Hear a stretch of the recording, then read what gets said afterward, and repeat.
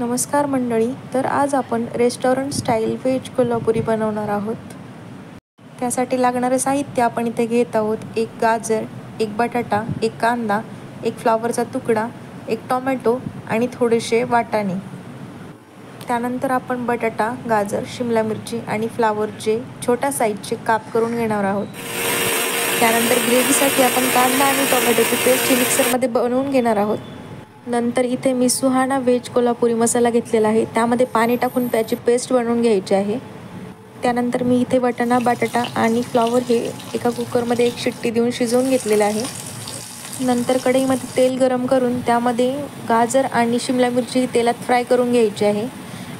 त्याच तेलामध्ये आपण टोमॅटो आणि कांदाची बनवलेली पेस्ट परतवून घेणार आहोत. नंतर मसाल्याची बनवलेली पेस्ट आपण यामध्ये ॲड करणार आहोत आणि व्यवस्थित परतवून घेणार आहोत.